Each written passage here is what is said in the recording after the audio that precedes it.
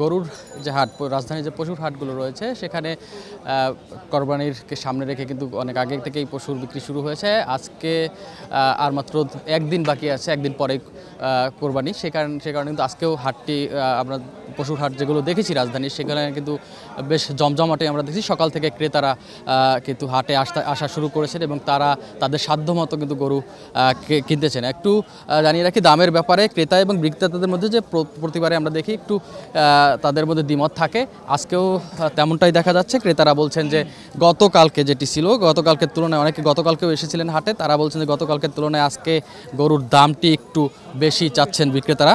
তবে বিক্রেতারা আবার বলছেন উল্টো কথা, তারা বলছেন যে তারা যে দামে গরু কিনেছেন বা যেভাবে পশু পালন করেছেন সেই যে খরচটি সেটি ওঠানো কিন্তু তাদের মধ্যে মুশকিল হয়ে যাচ্ছে। এবার গরুর দামটা তারা বলছেন যে অন্যান্য বারের তুলনায় কিন্তু বিক্রেতারা বলছেন যে ক্রেতারা কিন্তু গরুর দাম কম বলছেন। এই হাটে কিন্তু আমরা দেখেছি বেশ বড় বড় গরু রয়েছে এবং সেগুলোর দাম যারা ক্রেতা রয়েছেন তারা বলছেন যে একটু বেশিই বলছেন এবং বিক্রেতারা যেটি বলছেন যে তারা এই যে এত বড় বড় গরু তারা নিয়ে আসছেন, তাদের আসলে খরচটা উঠবে কিনা সেটি আসলে তারা সেটি নিয়ে সন্দেহ করছেন। এবং যদি গরু ভেদে বলা হয়, ছোট গরুগুলোর দামটা ক্রেতারা বলছেন একটু বেশি বলছেন, যে ক্রেতারা ছোট গরুগুলোর দামগুলো কিন্তু তারা বলছেন বেশি। আমরা এই যে সার্বিক এই যে হাটটি রয়েছে তেজগাঁও হাটটি, সেখানে সার্বিক যে নিরাপত্তা ব্যবস্থা, জানেন যে এখন নিরাপত্তা ব্যবস্থাটাই সবচেয়ে বেশি সবার কনসার্ন থাকে। আমরা কয়েকজন ক্রেতার সাথে কথা বলেছি, তারাও বলছেন যে হাটের নিরাপত্তা ব্যবস্থাটা ভালো হওয়া দরকার, কারণ সার্বিক নিরাপত্তা ব্যবস্থা এই দেশের এখন খুব একটা ভালো না। তো এই যে হাটের যারা তত্ত্বাবধান রয়েছে, আমি একজনের সাথে কথা বলতে চাই, আসলে আপনারা কিভাবে নিরাপত্তা বেষ্টনীটা করছেন এবার, যেহেতু জানেন যে মানে সরকারের ভাবেও এখন পর্যন্ত সার্বিক নিরাপত্তাটা ওইভাবে ঠিক করা আনা যায়নি। আপনাদের হাটের নিরাপত্তা ব্যবস্থা কেমন? ধন্যবাদ মাই টিভিকে এবং যারা দেখছেন সেই সকল দর্শকদের।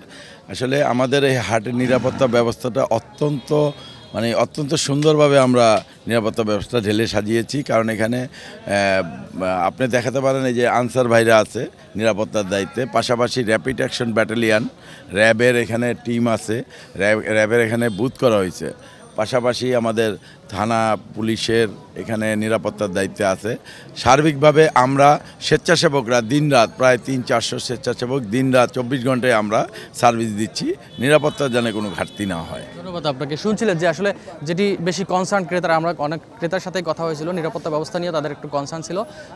তো তারা বলছেন যে নিরাপত্তাটা ভালো হয়েছে এবং গরুর দামের যেটি বলছি যে ক্রেতা এবং বিক্রেতাদের মধ্যে একটু হেরফের আছে।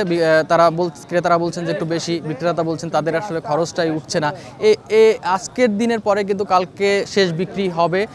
তো আশা করছেন বিক্রেতারা যারা যে কয়টি গরু নিয়ে আসছেন তারা হয়তো সবকটি গরুই বিক্রি করে যাবেন, এটি প্রত্যাশা কিন্তু তাদের রয়েছে। তো এই ছিল আমার কাছে সর্বশেষ।